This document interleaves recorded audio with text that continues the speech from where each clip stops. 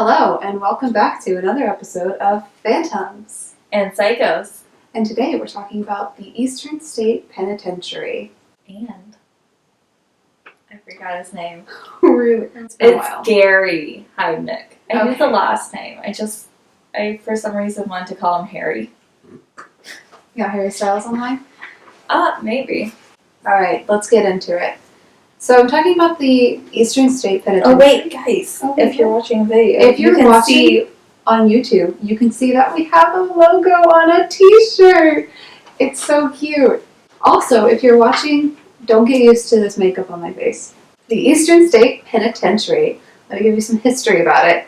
It opened in 1829 as a part of a controversial movement in order to change the behavior of inmates through confinement and solitude with labor. Known for its grand architecture and strict discipline, this was the world's first true penitentiary prison designed to inspire penance, or true regret, in the hearts of prisoners, which is where the word penitentiary comes from. Yeah, but if they're psychopaths, you're not going to be able to do that. Yeah. The building itself was an architectural wonder. It had running water and central heat even before the White House, and attracted visitors from all over the globe, notably Charles Dickens as well. He wrote about how the conditions were horrible, so that's fun. Many leaders at the time also believed that crime was a result of environment, and that solitude will make the criminal regretful and penitent, penitentiary. This correctional theory practiced in Philadelphia became known as the Pennsylvania system, which meant complete solitude, even from guards. Masks were fabricated to keep inmates from communicating during rare trips outside their cell for an hour each day. Cells were equipped with feed doors and individual exercise yards to prevent contact with inmates and minimize contact with guards. Also, while they were in the cell, they had one tiny light source that came from outside. They called it the Eye of God. Talking about hell on earth. Mm-hmm. I mean, I guess some of them deserved it. Maybe. Did you hear about the first inmate? I don't think he probably deserved this. The prisoners often didn't hear the sound of another human voice, and they often didn't hear the sound of another living person either, because guards wore coverings over their shoes to minimize the sounds of their footsteps being heard. So when the prison opened October 25th, so close to Halloween, Side note, I know how much you like silence, but do you not think that would drive you insane? It probably would. I would probably be fine with it for a day, and then be like, I need something else. I hate silence, so I go crazy after 20 minutes. Oh no, I'd be like, this is nice, calm. But I think the main thing that would get me is having such a small light source. I need large open windows. When the prison opened in 1829, October 25th, the first inmate was Charles William, prisoner number 1, obviously. He was a burglar, and this is how they described him. Black skin, 5'7", scar on the nose, scar on thigh, broad mouth, black eyes, farmer by trade, can read. Theft included one $20 watch, one $3 gold seal, one gold key, sentenced to 2 years confinement with labor, received by Samuel R. Wood, first warden of Eastern State Penitentiary. Okay, nowadays you can get a slap on the wrist. For that, yeah, he barely stole anything. Yeah. And he gets 2 years. I don't think he deserved that. Think about the time. Yeah, also, in 1924, Pennsylvania Governor Gifford Pinchot allegedly sentenced Pep, the cat-murdering dog, and an actual dog, to a life sentence at Eastern State. Pep allegedly murdered the governor's wife's cherished cat. Prison records reflect that Pep was assigned inmate number C2559, which was seen in his mugshot. They did a mugshot for a dog. Please say we're going to post it on the Instagram. Yes. However, the reason for Pep's incarceration remains a subject of debate. A contemporary newspaper article reported that the governor donated his own dog to the prison to increase morale. But, that doesn't make sense. Okay. If the main reason for the prison is to like instill like I mean, penance. this was a while after it opened. This was almost 100 years later. Yeah. So they can be like, maybe this is a little too harsh. Let's all know about our favorite gangster. You mentioned in so many episodes. He's done everything. In 1929 to 1930, Chicago gangster Al Capone spent 8 months at Eastern State Penitentiary. An article in the Philadelphia Public Ledger on August 20th, 1929 describes his cell as the whole room was suffused in a glow of a desk lamp which stood on a polished desk. On the once grim walls of the penal chamber hung tasteful paintings, and the strains of a waltz were being emitted by a powerful cabinet radio receiver of handsome design and finish. So basically his cell was swanky. Yeah, sounds about right. In 1958, the city of Philadelphia certifies Eastern State Penitentiary as a historic property, and then in 1965, the federal government designates Eastern State Penitentiary as a National Historic Landmark. And then, oh so sadly, in 1970, in January, Eastern State Penitentiary closes its doors. It's Probably not. No, it's not a prison anymore by the 70s. Oh, darn. What a shame. Once you figure out what they've done to the prisoners, it's like, wow, of course. Most inmates were sent to State Correctional Institution at Bradford, while the penitentiary's electrical and mechanical systems were in terrible shape. Weirdly, the walls and paint were in perfect condition. Wait, what? Yeah, the electrical and mechanical systems of the prison were like falling apart, but then they were like the walls and the paint. Dang, pristine. That's weird. That's really weird. Yeah. Because that usually deteriorates faster. Yeah, maybe they were painting the walls a lot. Gotta keep those prisoners busy with something. That's probably what they had them doing. Probably. In 1991, with generous funding from the Pew Charitable Trust, stabilization and preservation efforts begin, and the first Halloween fundraiser takes place to raise money and create a daytime tour program, with a few hundred people that attend that first year. Since then, a Halloween fundraiser has been held at the penitentiary each fall, and attendance has increased every subsequent year. They also have a haunted house. Like, it looks great. I want to do it. If you're And near there, yeah. go. And tell us how it is. Let us know. Yeah. Today, Terror Behind the Walls, which is the haunted attraction, is one of the largest and most successful haunted attractions in the county. Guys, it has like 6 different sections. And it's in a real haunted prison. Also, it's not expensive, really. It like 44? I think it was less than that. It was I think it started at like $25, maybe $30. It was very reasonably priced. Yeah. Because like you have to pay for parking too, but like that's But then you can also pay $10 to get into a speakeasy in Al Capone's cell. And you get complimentary drinks with it too. That's cool. Yeah. I would do that. So, let's get into the juicy bits of it being haunted. Having fun there? Yeah. Okay. That's all that matters. So, harsh punishments were used on the prisoners, including but not limited to a bath, which inmates were dunked and then hung out on the wall during winter until ice formed on their skin. The mad Freezing chair. to death. Isn't that how you want to go? Yeah, actually, I do. The mad chair bound an inmate so tightly that circulation was cut off, and some actually required amputation. And the iron gag, which an inmate's hands were tied behind their back, strapped to an iron collar on their mouth, and any movement caused the tongue to tear and bleed profusely. So, like, that's one of their punishments they got whenever they spoke to other prisoners, is they would get strapped to the iron gag. And one inmate actually died that way because they were left to bleed to their deaths. Fun. And then there's the hole, a purposely built cell under cell block 14 that is 4 by 8 feet with a clearance lower than 6 foot. So it's like really tiny. It's basically like we're in a closet with no window, no air circulation. Prisoners were left there for days, weeks, with just a slice of bread and a cup of water. So it was like you were fasting.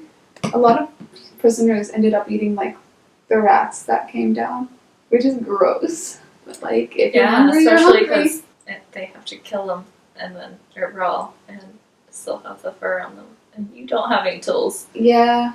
One prisoner actually died in the hole because it was a really hot day and they suffocated because there was no air circulation. So that's fun. Suffocation, not a great way to go. Yeah. So like there's no doubt that is probably haunted. In the BuzzFeed Unsolved episode, take a shot, they were left to individually investigate the hole, and I think Shane was having some spooks, and that's rare. Ryan, however, Ryan's everything always spooked. A gust of wind spooks Ryan. Not to drag Ryan, there are also full-bodied apparitions with sacks over their heads, aimlessly roaming, seen by multiple eyewitnesses. I can't remember if in the BuzzFeed Unsolved video they mentioned that. I didn't use the BuzzFeed Unsolved video for reference. I used the Eastern State website and like a few other, I think there was like Travel Channel. In cell block 15, a shadowed figure is often seen running back and forth. Cell block 15 is often considered death row, but executions were not carried out at Eastern State. The prison was home to its fair share of murders and suicides, though. I mean, also with the way that you tortured. Mm-hmm. And like over the years, it came from being like really super solitary to being like super overcrowded. There was like 2 people per cell at one point, and the cells were meant for one person, barely. So that must have been hard. At least 2 guards were murdered over the years, and there were many inmates killing other inmates, and riots as well. Hundreds died from like diseases and old age. According to the prison's death ledger, it has over 1,000 deaths. But how much of that is complete bullcrap? And it was because of how harshly they were torturing them. Oh yeah, probably. But like over 1,000 people have died in the walls of the prison. One of the more notable deaths is in cell 49, block 8. Inmate Joseph Havel stabbed his cellmate George Kopp with a pair of scissors. One major paranormal episode reported to a locksmith, Gary Johnson, but like some other websites that I've seen, like his name wasn't Gary Johnson. Right. One major paranormal episode. Episode of what? No, like you know how like people have like Caesar episodes? Because you said reported, like it's being reported from an episode. No, it was like reported from different like websites and stuff. Okay. It occurred to a locksmith named Gary Johnson, or maybe not.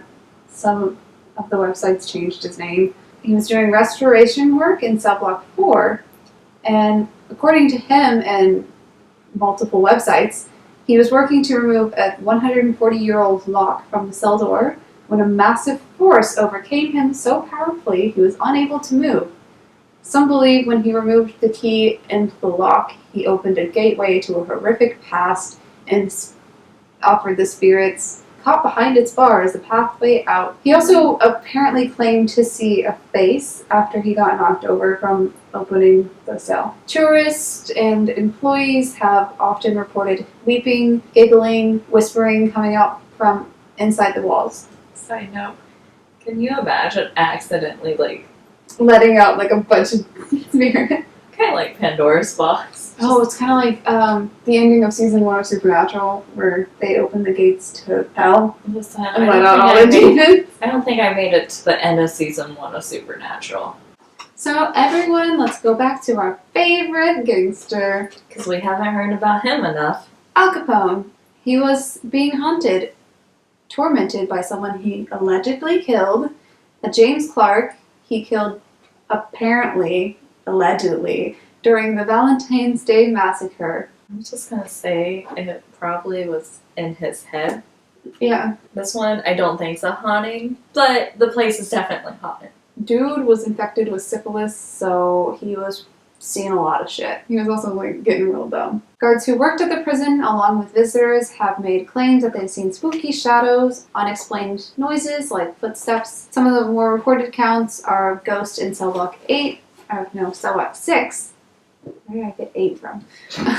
You and numbers. My eyes are just tired. This is where you come face to face with a vision of a dark, unnerving shadow that slowly slides down walls. In cell block 12, there are reports of an evil soul that makes your hair stand up with just a cackle. Do your cackle. I love it. It's so bad. That is the haunted, spooky stories of Eastern State Penitentiary. I would like to go and do their haunted houses. Yeah. Okay, guys, and after how long has it been? A few hours. Yeah, after a few hours, we're back. It's now officially the 13th. For the us, day we're supposed to post. Yeah, for us Yay! maybe it's been a few hours, but like for you, it's like Oh, yeah, it's a minute. All right, let's hear. Okay. Good to know about this guy. Well, his name is Gary Heidnik. Mm-hmm.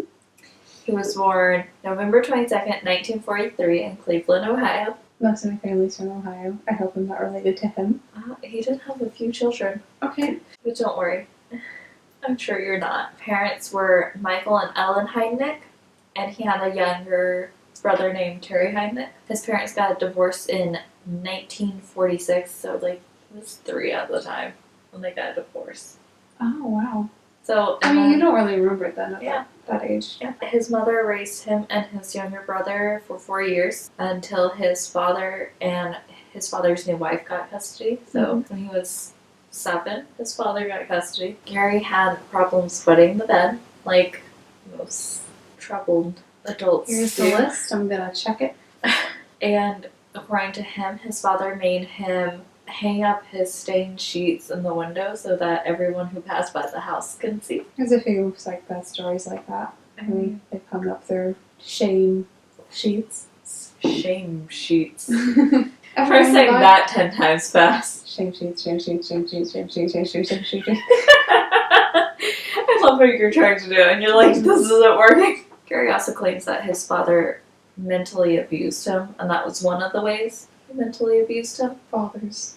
Another thing to check off the bucket, or the, not the bucket list, the checklist is that he did not really socialize. In fact, there is one incident where he reportedly told a female classmate that she was not worthy enough to speak to him. And I think it was like she was trying to ask about like homework, I'm so or sorry. I'm she was trying to be nice and like talk to him and see how he was doing and stuff, and he's just like, you're not worthy enough. Well, that's mean. Yeah. He was also made fun of for the odd shape of his head, which was a result, according to him and his brother, was a result of him falling out of a tree when he was younger. I just want to know what his head looks like now. I'm sure there was just like this like Indent. slightly, yeah. A brick fell on my head once. That explains a lot. I wonder how high he was in the tree. Yeah. Like, the brick that fell on me only dropped from, like, maybe 3 feet. Okay. It's still a brick falling on your face. Well, yeah. Another thing to, Check one off more the thing, list. because, you know, we didn't have enough, Yeah. is he had a IQ of 148, which is in the genius range. Fun! You know, they could be inventing useful things for the world, but they're just killing people. It seems like kind of a waste. Also, he dropped out of school at the age of 17 and joined the army. Only served a total of 13 months. He was stationed in Germany and got diagnosed with gastroenteritis. Is that how you pronounce that? Gastroenteritis?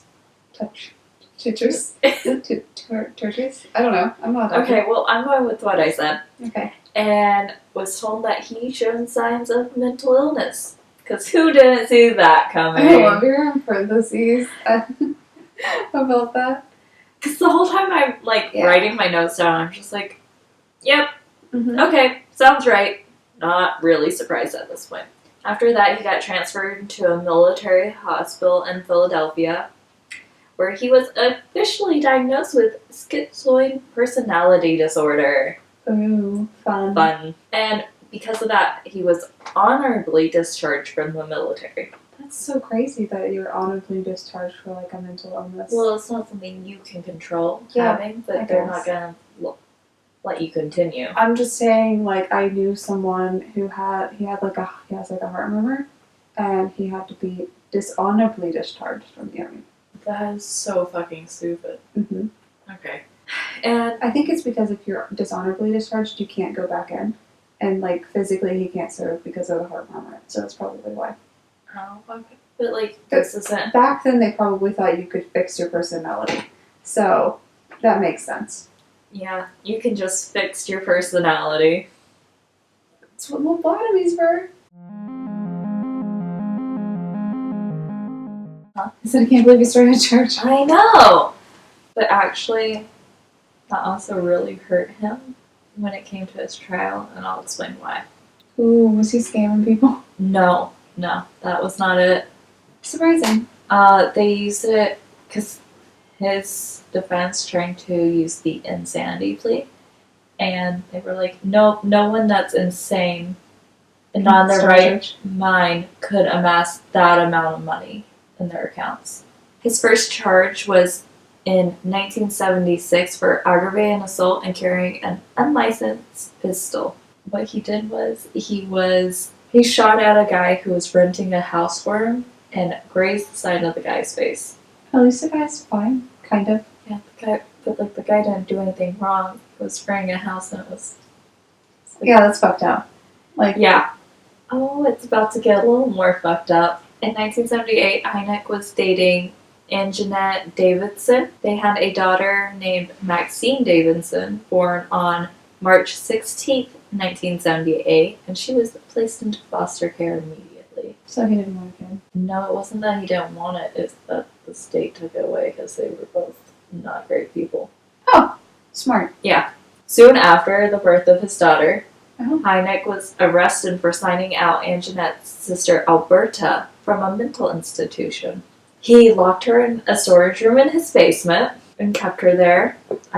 It never clarified for how long, so I'm not sure. It had to be over a day. But after she was rescued, they discovered that he had raped and sodomized her. Also, he gave her gonorrhea. Mind you, she was in a mental institution because she literally was not capable of making decisions or doing anything for herself. He was arrested and charged with kidnapping, rape, unlawful restraint, false imprisonment, involuntary deviant sexual intercourse, and interfering with the custody of a committed person. I wasn't aware that was a crime you could commit. No, I wasn't either, but this was also in 70-something, so. That's true. The original sentence was overturned and he spent 3 years in a mental institution before being released in April of 1983. He only served like a total of 5 years. 2 in actual prison and 3 in a mental institution. That is not enough. In 1983, Heidnik used a matrimonial service to meet his future wife, Betty Disto. Betty 80s Tinder. You're not wrong. Betty was from the Philippines, and they corresponded for 2 years before Betty moved to America, and they got married in Maryland on October 3rd, 1985. However, throughout their very short marriage, Heidnik forced Disto to watch him have sex with other women, also reportedly raped and assaulted her. I believe it. Yeah, he's already done it once before, of course. But thanks to the Community. Filipino community, she was able to leave him in January 1986, and unknowingly to Heidnik, she gave birth to Jesse John Disto on September 15th, 1986. Heidnik did not know about the child until she started requesting child support from him in 1987. What a way to find out about a kid. But I get it why she did it. Like, Yeah. you don't want a kid around that kind of person. On November 25th, 1986, Heidnik kidnapped his first victim. The first victim in a string of other victims. That he kidnapped. Her name was Josefina Rivera, and then on December 3rd, 1986, he kidnapped Sandra Lindsay, who was age 24 at the time. And then 20 days later, right before Christmas, he kidnapped Lisa Thomas, who was 19. And then Were any of these girls overlapped with each other? Like, did he keep them at the same time as the other? The ones I'm listing out, he's all keeping at the same time. Yeah. The next one he kidnapped was Deborah Dunley, age 23, on January 2nd, 1987. And then 16 days later, he kidnapped his youngest victim, who was 18 at the time, Jacqueline Askins. Heidnik kept them trapped in a pit in his basement. Like, all 5 of them. did he dig a pit? Apparently. Okay. Yeah. Unfortunately, Sandra Lindsay died in February of 1987. There's no given day because, Yeah. I mean, the girls couldn't remember what day. I'm sure they didn't know. He's not going to say anything. A week without a calendar, And then- I forget everything. She died due to a combination of starvation, torture, and untreated fever. That probably a mask because of all of those other symptoms. Yeah. And things.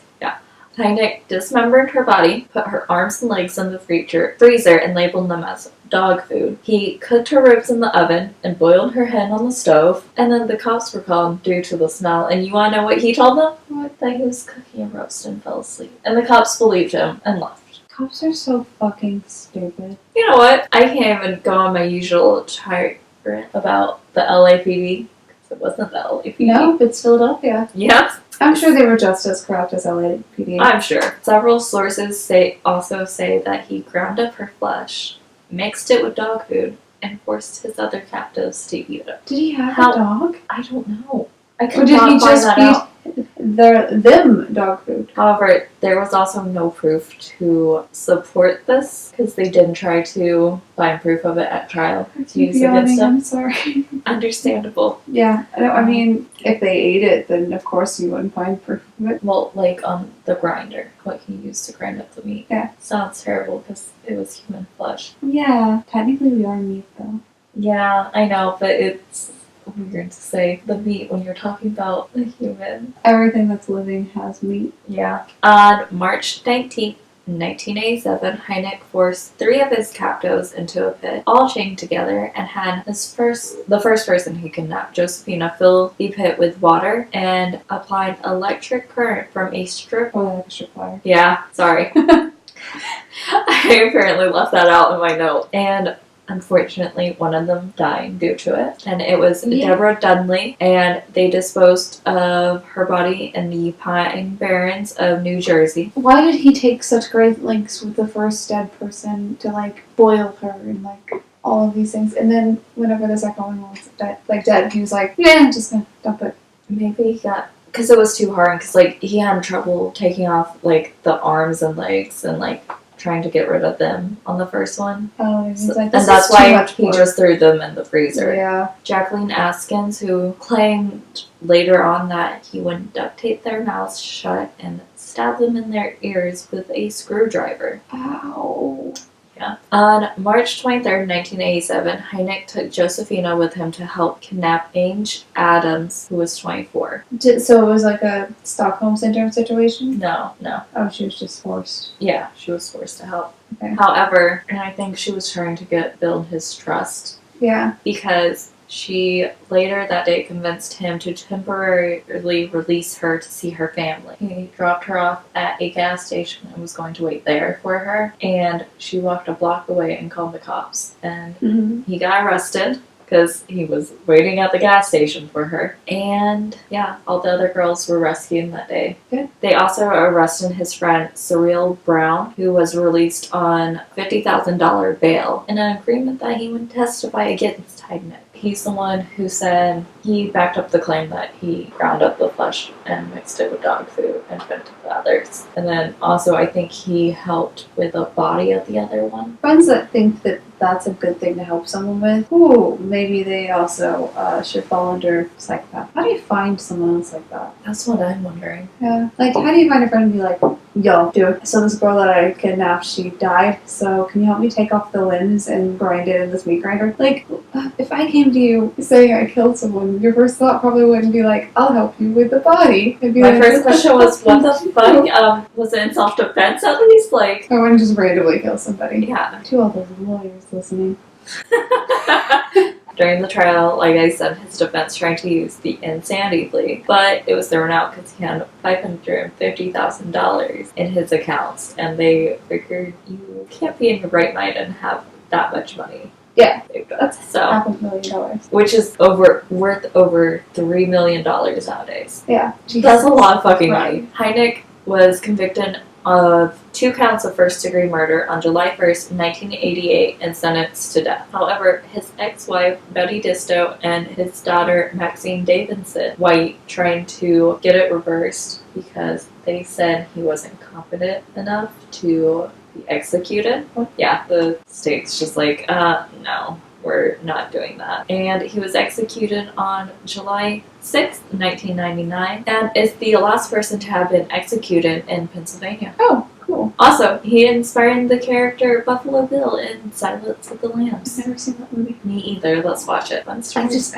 I don't like kidnapping anything. Kidnapping is something that like I've always had a nightmare about. Like, maybe I should just say this on record, on the podcast. I always had a recurring dream that a white pickup truck would kidnap me in the front of my house, and that I would try and run away and close the front door, but the front door refused to lock, and like my dream always ended right before I fully like got kidnapped. But like it's also really crazy that like it's the same person every single time as well. That is interesting. Yeah, it's Also, the same person. Why It's the same pickup truck. I don't know. Also, like you have like in dreams when you run like you're walking through quicksand. Like that also was a part of it. Like I was running, but I wasn't running fast enough.